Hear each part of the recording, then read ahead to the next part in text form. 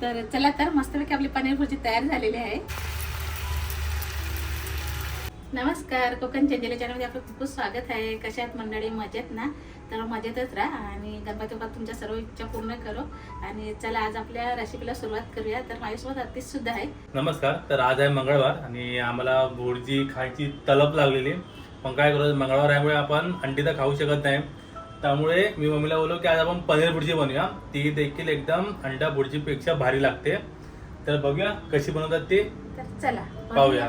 तर इकडे पाहू शकता मंडळी, इकडे आपण असं साहित्य घेतलेलं आहे. इकडे घेतलेलं आहे मिरची, कोथिंबीर, लसूण, आला आणि टोमॅटो घेतला आहे, लिंबू घेतलेला आहे, कांदा बारीक चिरून घेतलेला आहे आणि इकडे आपल्या स्पेशल कोकण चंचली लोणी मसाला आणि इकडे आहे जिरा आहे, थोडासा साजूक तूप आहे आणि मेन म्हणजे आपला पनीर. चला आता रेसिपीला सुरुवात करू. इकडे आपण टोमॅटो घेतलेला आहे, त्याला असं मी बारीक कापून घेतो.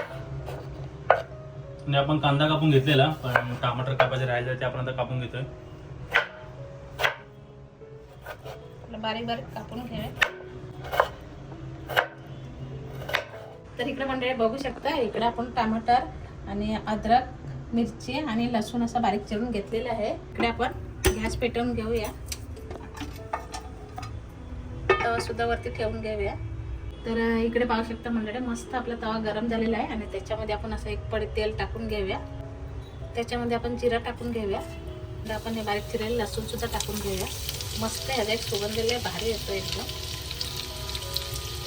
त्याच्यानंतर आल्याचे तुकडे टाकून घेऊया बारीक चिरून घेतलेले. थोडीशी हिरवी मिरची टाकून घेऊया. आता मेन म्हणजे आपला कढीपत्ता आहे तर सुद्धा टाकून घेऊया. त्याच्याने खूप असं स्वाद छान चांगला येतो. आणि ही जी फोडणी आहे ती तुम्ही अशी कोणत्या पण पदार्थाला दिला तर ती चव एक नंबरच लागते. तशी फोडणी तडतडलेली आहे, पाहू शकते बघा. आपली फोडणी मस्तपैकी तडतडलेली आहे तर त्याच्यामध्ये बारीक चिरलेला कांदा टाकून घेऊया. सुद्धा छान असे परतून घेऊ. कांदा मस्तपैकी आपला परतून झालेला आहे तर त्यामध्ये आपण टोमॅटो टाकतोय. तर टोमॅटोला सुद्धा छान असे परतून घेऊया.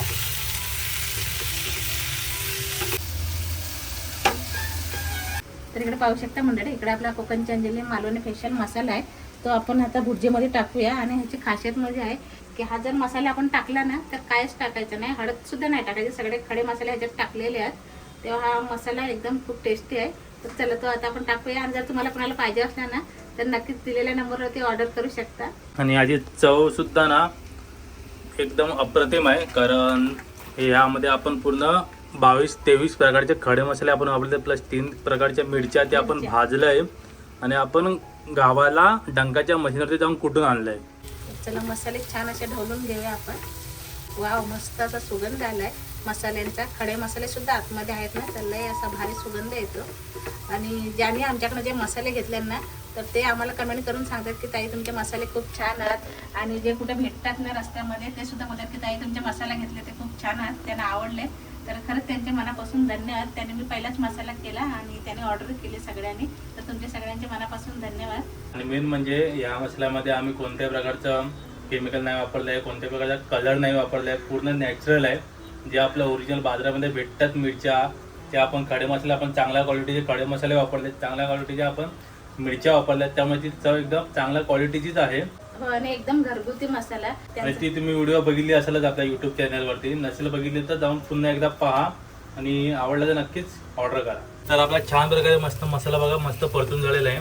तर आता आपण यामध्ये थोडंसं गरम पाणी टाकूया. थोडंसं पाणी टाकून घेतलेलं आहे आणि परतून घेऊया. तर आपला पनीर भुर्जीचा मसाला मस्तपैकी असं शिजलेला आहे तर त्यामध्ये आपण पनीर किसून घेऊया.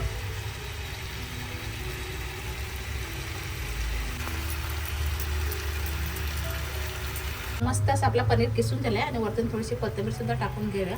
वाव, मस्त किती खूपच छान दिसते. चला आता आपण परतून घेऊया. तर इकडे पाहू शकता मंडळी, छान आपली भुर्जी झालेली आहे. तर त्याच्यामध्ये आपण मीठ सुद्धा टाकून घेऊया मस्तपैकी. अशी वरतून अशी कोथिंबीर सुद्धा टाकूया आणि एकदा ढवळून घेऊया. वाव, मस्त असा सुगंध सुटलेला आहे. मस्तपैकी पनीर भुर्जी तयार झालेली आहे. त्यामध्ये आपण मस्तपैकी साधी तूप टाकून घेऊया. यामुळे एक चांगला असा फ्लेवर येतो.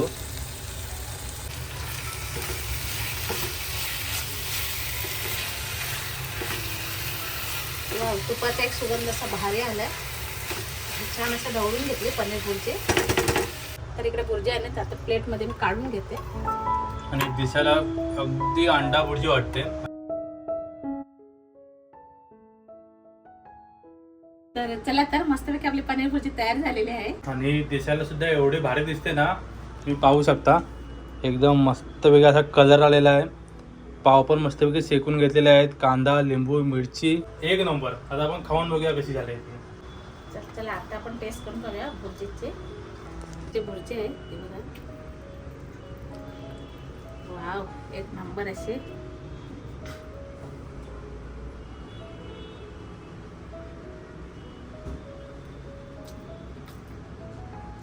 त्याच्यासोबत मिरची खाऊया. पनीर भुर्जी बघायला ना एवढे असे भारी झाले, मस्त अशी वाटणार ना ते अंडा भुर्जीपेक्षा. खाऊन घे पहिले, खाऊन घे. मला माहिती आहे तुला खूप आवडली आहे. खाऊन घे. पनीर भुर्जी एवढी भारी झाली ना, तर अंडा भुर्जीपेक्षा पण भारी झाले.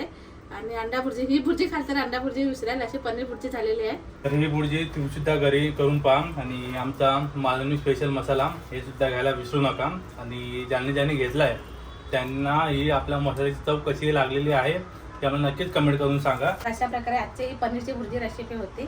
जर ही व्हिडिओ जर तुम्हाला आवडली ना, तर लाईक करा, शेअर करा आणि छान कमेंट करा. आणि चॅनल नवीन असेल तर जरूर सबस्क्राईब करा. आणि व्हिडिओ बघितल्याबद्दल धन्यवाद. Bye bye bye.